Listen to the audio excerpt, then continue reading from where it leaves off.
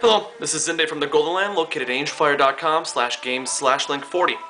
Today I'm here to talk to you about voice acting, I guess. Voice work, voice over, whatever the actual technical term is for it, for the Legend of Zelda series.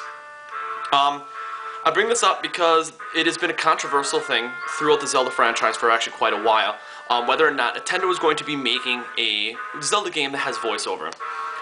There's pros and cons to both of it, whether we should have it or not, and there's reasonings behind it as well, some of which I don't agree with, and I'll get to that right now. Basically, some Zelda fans actually want voice work because of the fact that it would be easier to read or to hear it than to read what's been going on. Especially in my case, where I read the storylines, things like that. To be able to actually hear it would be cool. An advantage of actually hearing the characters talking would be also a really cool thing to be able to get out exactly how things are pronounced. If you want to get really technical, the things how they're actually pronounced probably in the Zelda franchise, like an example would be the Kokiri Forest. It would be pronounced Hylian. So I know some people out there pronounce it Helian. It would be pronounced Kakariko Village. In America, some people pronounce it Kakariko. Basically, to make a long story short, we'd be able to find out exactly how it's pronounced, and there would be no question about it because we'd be hearing the characters talking. That's the advantage.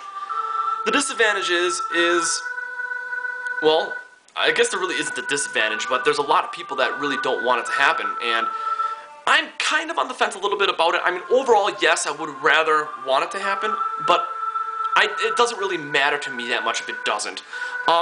Nintendo claims that the reason why they don't want to do it is because they want to be able to give Link a personality that you bestow onto him.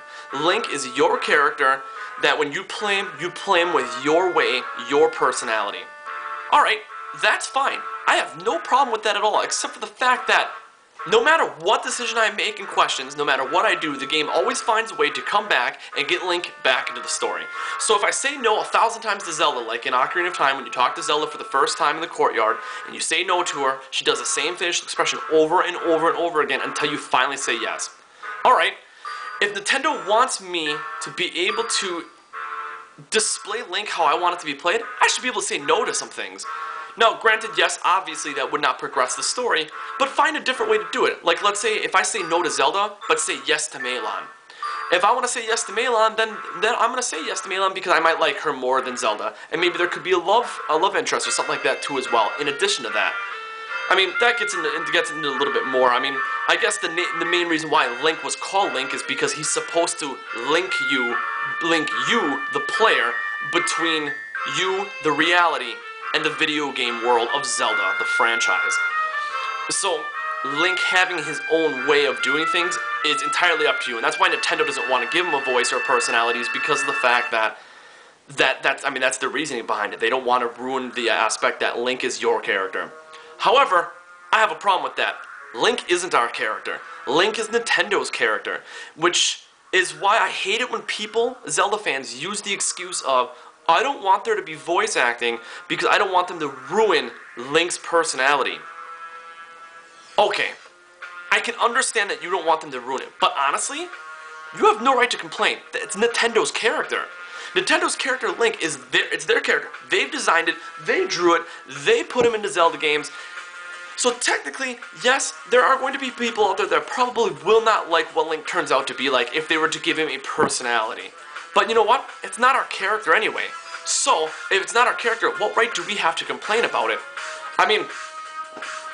Nintendo should just give him a personality and go with it. And if people don't like it, it's too bad. Because people like Final Fantasy VII because of Cloud and Sephiroth, alright, fine. They like him because the characters that, what Squaresoft, at the time Squaresoft, gave those characters. They gave those characters personalities and different ways to be able to determine situations and how they want to act.